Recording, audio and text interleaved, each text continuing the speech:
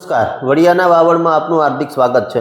ગીર સોમનાથ જિલ્લાના રાજકીય એપિસેન્ટર ગણાતા આદરી ગામે આહિર સમાજનો 22મો સમૂહ લગ્નોત્સવ સંપન્ન થયો। પૂર્વ ધારાસભ્ય એવા રાજસીભાઈ જોટવાના માદરે વતન આદરીમાં છેલ્લા 22 વર્ષથી સમૂહ લગ્નોત્સવનું આયોજન કરવામાં આવે છે।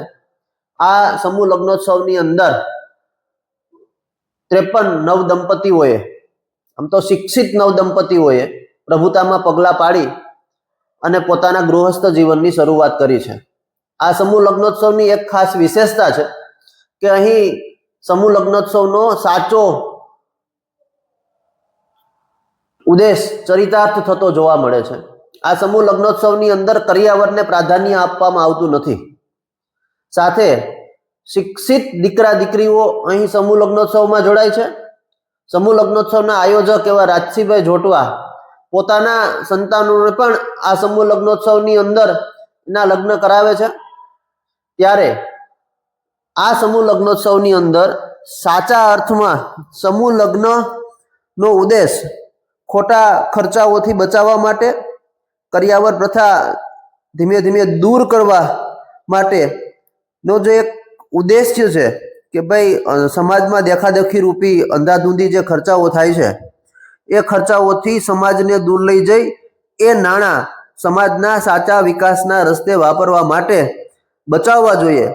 એવી જ રીતે આહિર સમાજ આદરી દ્વારા આ સમૂહ લગ્નોત્સવ યોજાય છે, જેમાં કરિયાવરને પ્રાધાન્ય નથી, શિક્ષિત દીકરા દીકરીઓ જોડાય છે। આ વર્ષે યોજાયેલા સમૂહ લગ્નોત્સવની અંદર ડોક્ટર નવદંપતીએ પણ પગલાં પાડ્યા છે, અનેક સરકારી કર્મચારીઓએ પણ પગલાં પાડ્યા છે અને આ સમૂહ લગ્નોત્સવમાં જોડાયેલી તમામ દીકરીઓ, ગ્રેજ્યુએટ સુધીના અભ્યાસ કરેલી દીકરીઓ જોડાણી હતી।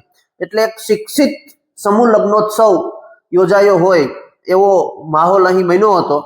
સાથે આ સમૂહ લગ્નોત્સવની ખાસિયત એ પણ છે કે આ સમૂહ લગ્નોત્સવનો ફાળો ક્યાંય કરવામાં આવતો નથી।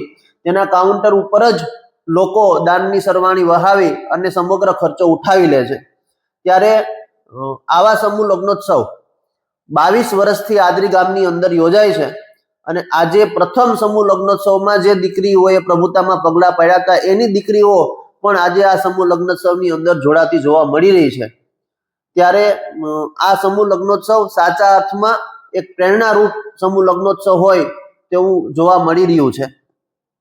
આદરી ગામમાં યોજાયેલા સમૂહ લગ્નોત્સવની અંદર વાડીનાથ મંદિરના મહંતશ્રી, પ્રખર વક્તા એવા કથાકાર મહાદેવ પ્રસાદજી સહિત ગીર સોમનાથ અને જુનાગઢ જિલ્લાના આહિર સમાજના રાજકીય નેતાઓ ઉપસ્થિત રહ્યા હતા, સામાજિક આગેવાનો ઉપસ્થિત રહ્યા હતા અને નવદંપતીઓને આશીર્વચન આપ્યા હતા। મહાકાળી માતાના સાનિધ્યની અંદર અને દધીચી રુચિની તપોભૂમિ એવા પ્રભાસ તીર્થમાં આવેલા આદરી ગામ મુકામે આ 22મા સમૂહ લગ્નોત્સવની અંદર જાણે હૈયું દરાતું હોય તેમ 22 થી 23 હજાર લોકો ઉપસ્થિત રહ્યા હતા। ખૂબ વિશાળ સંખ્યાની અંદર ફોર વ્હીલના કાફલાઓ પણ જોવા મળ્યા હતા અને આ તકે આહિર સમાજ જોટવાએ નેતા યુવા પેઢીને સંદેશો આપી અને સમાજને માર્ગદર્શન પૂરું પાડ્યું હતું। શું કહ્યું હતું રાજસીભાઈએ, ચાલો જોઈએ। એટલે મને આનંદ થાય, મારો દીકરી દીકરો ફોર વ્હીલ લઈને જતા હોય ત્યારે ખૂબ આનંદ થાય છે અમને। અને 811 દીકરીઓ શરૂઆતમાં જે પેલા લગ્ન છે ને એની દીકરીઓ આમાં સમૂહમાં જોડાય છે, એની દીકરીઓ। અને આનંદ તો એ વાતનો છે કે આ 54 દીકરીઓ છે ને એમાં જે શિક્ષણના હેતુ માટે મેં વાત લીધો ને એનું આજે રિઝલ્ટ મને સામે દેખાય છે। એમાં 54 માંથી એક દીકરી ડોક્ટર છે, 3 દીકરીઓ સરકારી નોકરી કરે છે, 2 દીકરીઓ અર્ધ સરકારી નોકરી કરે છે અને 32 દીકરીઓ ગ્રેજ્યુએટ છે। એમાંથી 32 દીકરીઓ ગ્રેજ્યુએટ છે। મિત્રો, આ શિક્ષણ નથી તો શું છે?